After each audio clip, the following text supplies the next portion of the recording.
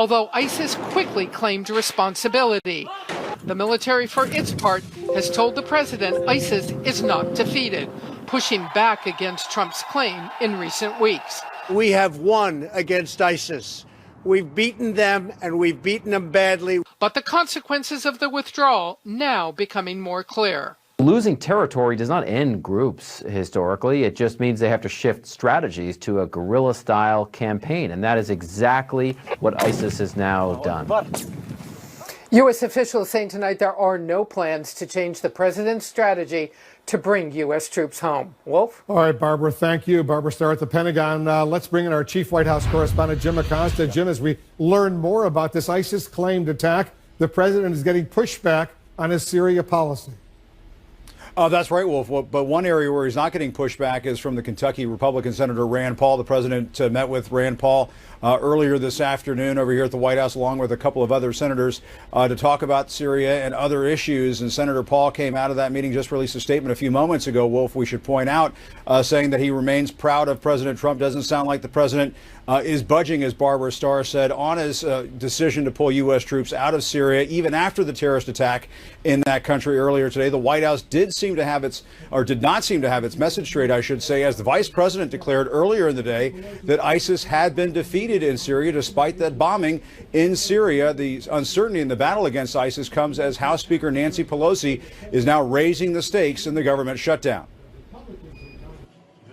In response to ISIS taking responsibility for the suicide bombing in Syria that claimed the lives of U.S. service members just weeks after the president declared he had beaten the terror group, GOP Senator Lindsey Graham called on Mr. Trump to rethink his strategy. My concern about the statements made by President Trump is that you had set in motion enthusiasm by the enemy we're fighting. So I would hope the president would look long and hard of where he's headed in Syria. The attack in Syria appeared to catch the White House flat-footed. Even after the U.S.-led coalition against ISIS had announced the deaths of U.S. troops, Vice President Pence delivered a speech that stated the organization had been defeated. Thanks to the leadership of this commander-in-chief and the courage and sacrifice of our armed forces, we're now actually able to begin to hand off the fight against ISIS in Syria to our coalition partners, and we are bringing our troops home. The caliphate has crumbled and ISIS has been defeated. Later in the day, Pence released a statement that was more carefully worded, saying we have crushed the ISIS caliphate and devastated its capabilities. Ever since the president said he was withdrawing U.S. troops from Syria, he's been touting a military victory over ISIS, tweeting last month, "We have defeated ISIS in Syria, my only reason for being there during the Trump presidency." We have won against ISIS. We've beaten them, and we've beaten them badly. We've taken back the land, and now it's time for our troops to come back home. A message he repeated during his visit with U.S. troops in Iraq over the holidays. We're no longer the suckers, folks, and people aren't looking at us as suckers. And I love you, folks, because most of you are nodding your head this way. We're respected again as a nation. The lack of clarity on the president's Syria policy comes as tensions are flaring over the government shutdown, after House Speaker Nancy Pelosi told Mr. Trump to reschedule his upcoming State of the Union address, writing in a letter, "I suggest that we work together to determine another suitable date after government has reopened for this address, or for you to consider delivering your State of the Union address in writing to the Congress on January 29th. Pelosi cited security concerns. This requires hundreds of people working on the logistics and the security of it. Most of those people are either furloughed or victims of the shutdown. The Department of Homeland Security rejected that argument, tweeting, "The department and the U.S. Secret Service are fully prepared to support and secure the State of the Union." The president is signaling he's not budging over his demand for a border wall, telling supporters on a phone call, "We're going to stay out for a long time if we have to." But the White House is just beginning to get a sense of the economic damage caused by the shutdown. We made an early estimate right at the beginning of the crisis that was a little bit lower than the estimate you just cited, and have been studying it hard as this has gone on, and have found that actually the damage is a little bit worse because of government contractors, something that was excluded from our first analysis. One part of the government that's still up and running, the White House spin machine. Look, we are focused on the long-term economic goals of the administration. Now, as for the vice president declaring this morning that ISIS had been defeated, a White House official tried to explain that, saying the White House had not yet publicly confirmed the deaths of those U.S. soldiers in Syria at the time Pence was speaking. But we went back and found that the U.S. coalition against ISIS did tweet a message about those deaths a full hour before the vice president's speech. And as for the shutdown, we should point out the White House has been asking lawmakers throughout the day to stay away from a bipartisan effort that had been building to temporarily reopen the government. And Wolf, after the House Speaker Nancy Pelosi sent that letter saying perhaps the president should postpone his State of the Union speech or submit it in writing, we have not heard from the president all day long responding to that salvo from the House Speaker. The White House just put out what we call a lid over here, basically saying for the second straight day the president will be basically behind closed doors, not making any kind of public statement during this government shutdown. But a lid doesn't preclude the president from tweeting, right? That's right. He can tweet at any time. There's no lid on the tweeting, as we all know. But it is rather striking, rather remarkable for Nancy Pelosi to say, President Trump, you can deliver your State of the Union in writing, and the president not one to back down from a fight. Seems so far to be not wanting to engage with the House Speaker. We'll see if he tweets about it. All right, Jim Acosta. That's right. Thank you very much. There's more breaking news just coming in right now into the Situation Room. A Georgia man has been arrested for allegedly plotting to attack the White House and other federal buildings. The FBI says the suspect planned to use homemade explosives and an anti-tank rocket. Let's bring in our law enforcement analyst, Josh Campbell. He's a former FBI supervisory special agent. What are you hearing, Josh? Hey, Wolf, even as our officials in Washington are talking about the quote-unquote defeat of ISIS overseas, we're learning about this dramatic arrest that took place here in the United States today from our Nick Valencia down in Atlanta.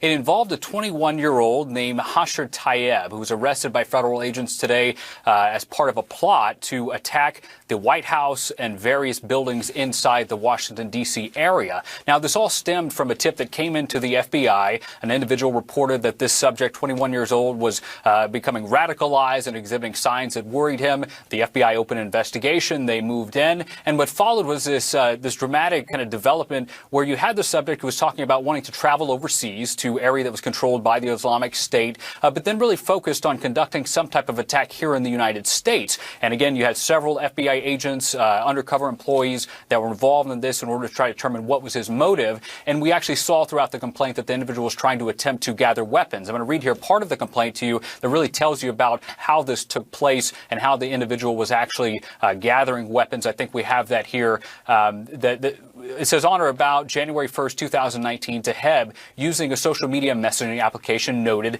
asked how many pounds, followed by a potato emoji. Undercover employee, which is the FBI undercover, responded that each potato would fit inside a backpack and that they would have to provide the backpacks. Tayeb then answered to the FBI undercover employee, okay, just wanted to know how far the cooking oil spreads when the fries are cut. Again, they're alluding to how much damage could be done by a possible blast. Now, what we're told is that the individual was actually attempting to gather devices to then move to the Washington, D.C. area. It took place today where the subject met with FBI undercover employees in order to gather these devices. They actually met in a tractor trailer there in Georgia where FBI undercover employees, posing as bad guys, were attempting to give this information over. Once the subject took possession, he was then taken into custody. Now, we're told by officials familiar with the investigation that at no point was the public actually in danger. These weapons were all inert, that they were showing the subject, that they were attempting to provide to him. You had a lot of FBI control over this operation, but at least it shows that this was someone who was predisposed to conduct some type of attack here in the United States. And you read through this chilling complaint, Wolf, and actually describes that they had schematics of the West Wing, of the White House compound. They had noted where Secret Service officers were posted up on the exterior of the building, and they were attempting to go so far as to distract them and then bypass them and then conduct this attack. So again, very chilling, Wolf. We hear again that that this ISIS has been defeated, but again, there are people here in the United States, at least as of this arrest today, shows that are predisposed to actually act with violence. Now, one person I talked to noted that he's not being charged with terrorism as of this point. These are charges attempting to attack a federal building.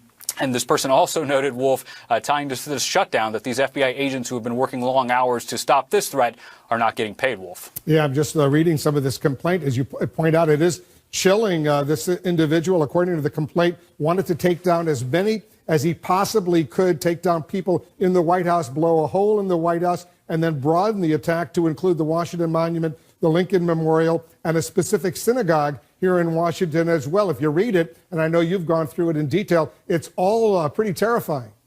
It is very terrifying, Wolf. And again, it shows that even, in our midst now, it's been a while, thankfully, since we've seen these types of attacks. There have been a lot of arrests, obviously, since 9/11. These homegrown or inspired actors that have been taken off the deck by the FBI and other federal and local state law enforcement officers. But again, it shows as of now that they still are out there and that you have these people that are still inspired, at least, by some of these overseas groups. Again, even though we've talked long about this, you and I have a lot of our experts that even though groups like ISIS are being defeated on the battlefield and their territory is being taken away, this is very much an ideology that continues to inspire people. We've seen that with this case, Wolf. We've seen with other cases as well overseas. And again, for the FBI, it's still obviously their number one priority to stop a counter or a terrorist attack here in the United States to protect the homeland. And at least as this event shows today, they continue to do just that. Yeah, we're grateful to the FBI for stopping this. All right, Josh Campbell, thanks very much for that. Let's discuss all of this. Congressman Chris Stewart of Utah is joining us. He's a Republican.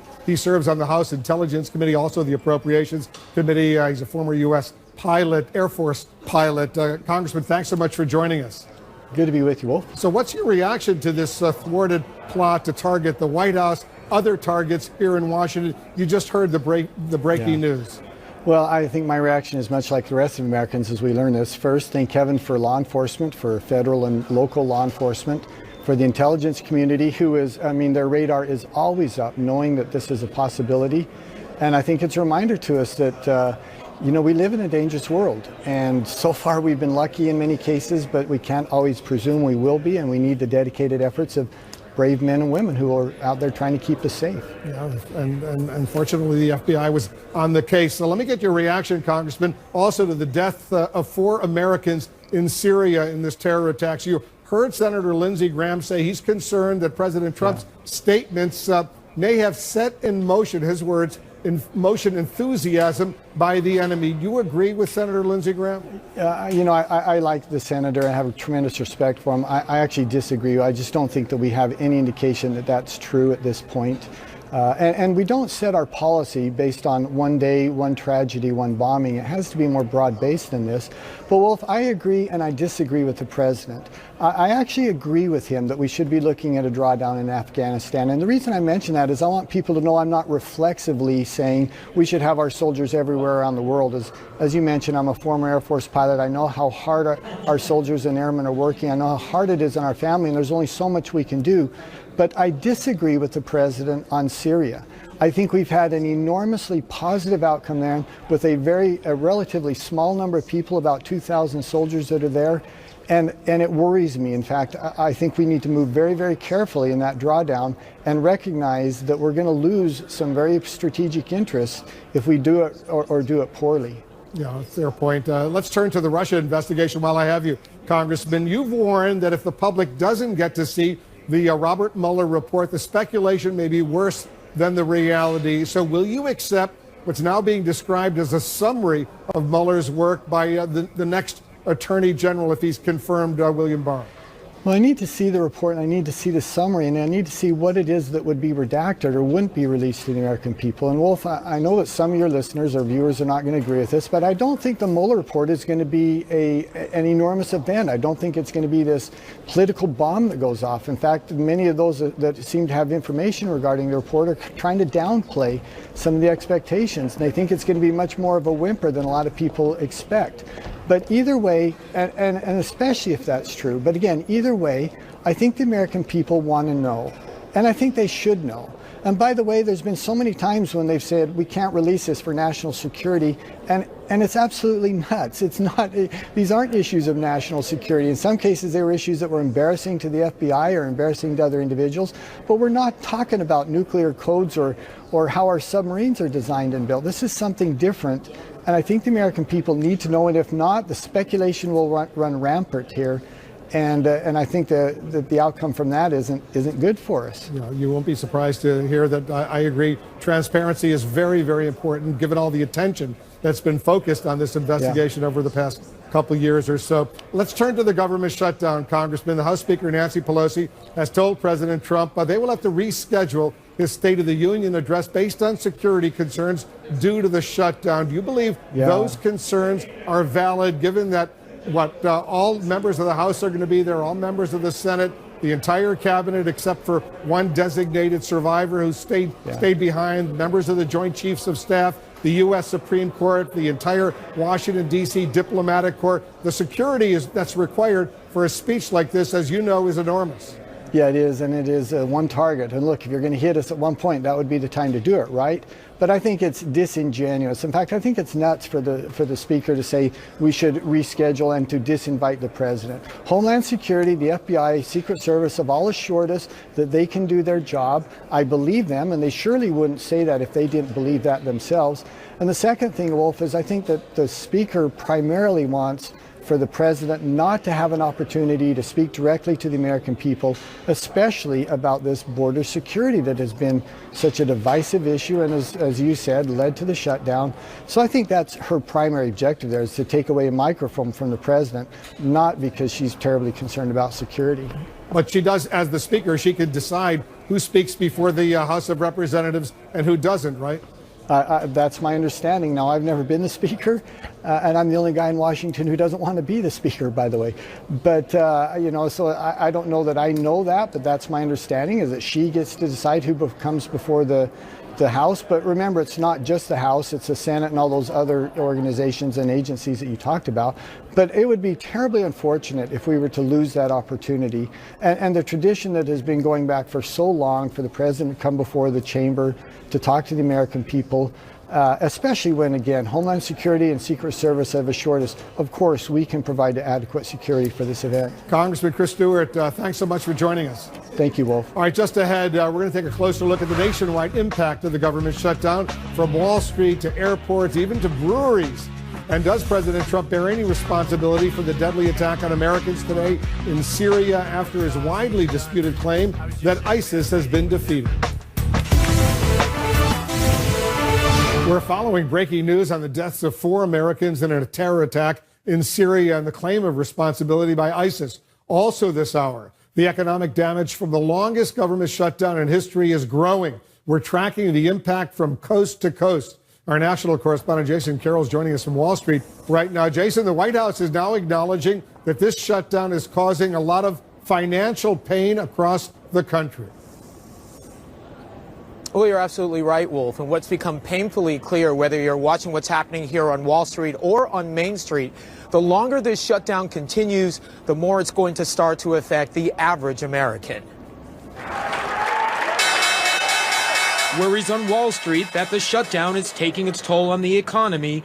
Dire estimates indicate $1.2 billion in lost growth for each week it continues. The White House economic advisor admitting the administration underestimated the fallout. The damage is a little bit worse because of government contractors, something that was excluded from our first analysis. Some 800,000 federal workers affected will eventually get back pay from the government, but government contracted employees like Roy Blumenfeld will not. Yes, there will be no back pay for this. This is unpaid time off for me. So that's definitely not ideal right now. Blumenfeld lined up at a food bank in Washington, D.C., set up for government workers by celebrity chef Jose Andres' foundation. The shutdown also straining all corners of the aviation industry. For the second day in a row, a top Russian official is defending President Trump against questions of collusion with the Kremlin. Our senior international correspondent, Fred Pleitgen, is joining us live from Moscow. Fred, I understand the Russian foreign minister is the latest member of the Putin government to come to President Trump's defense. Yeah, he certainly is, Wolf, and he had his annual press conference, Sergei Lavrov did, here in Moscow today, and some of the things he said almost sounded like White House talking points, essentially defending President Trump. One of the interesting things that he said, for instance, was that he believed so far nothing had come out of the Mueller investigation that showed any sort of collusion between the Russians and the Trump campaign. He's one of several Russian officials who seems to be criticizing the president's critics in America. Here's what we learned. Tonight, Russian officials defending President Trump against those in the U.S. raising questions about his relationship with Moscow. A top Kremlin aide sounding a similar note to the White House and ridiculing the question about Trump possibly working for Russia. And the foreign minister even arguing that the U.S. Congress is illegally trying to hamper the president's foreign policy agenda. The U.S. Constitution gives the president the right to determine and execute foreign policy. We do know that this right has been coming under attack from the Congress. The issue is covered extensively. However, this does not make these attacks constitutional, and it does not make them less illegal either. As the Trump administration grapples with the ongoing government shutdown, and one of America's top allies, the United Kingdom, faces a messy exit from the European Union, which President Trump supported. On one of Russia's top political talk shows, an analyst claiming President Trump is in a battle against the so-called deep state in the West. All of the Western world is in a deep crisis. This liberal and capitalistic world is in a deep crisis. Trump, in his actions, is a saving grace for America because there's that deep state, or the Democratic Party, wanting to make the USA a global policeman and stick its nose anywhere. But Trump says the American people do not need that. All this as the Mueller investigation into possible collusion between Russia and the Trump campaign increases in tempo. A top Russian senator telling CNN he believes his country is the victim of political infighting in the U.S. and of President Trump's critics. Russia is a victim of this anti-Trump campaign because I think it is the first time that the interests of those who would like to bring down the American president coincide with the interests of those who would like to have a bad relationship with Russia. And while improvement in the relations between Russia and the U.S. hardly seems in sight, Moscow today vowed that American pressure would never make it change its policies. Some very clear positions there, Wolf, from the Russians. They believe President Trump wants better relations with Russia, that he's being hamstrung, for instance, by the Congress. Now, the Russians not very happy with that situation whatsoever. That top Kremlin aide that we mentioned at the beginning of the report, he also said that the relations are worse than ever, and nothing in this context seems to show any sort of improvement. However, as we've stated, they believe that the Congress is responsible for that, not President Trump himself. These are truly extraordinary developments. Fred Pleitgen in Moscow, thanks very much. And to our viewers, thanks for watching. Aaron Burnett out front starts right now.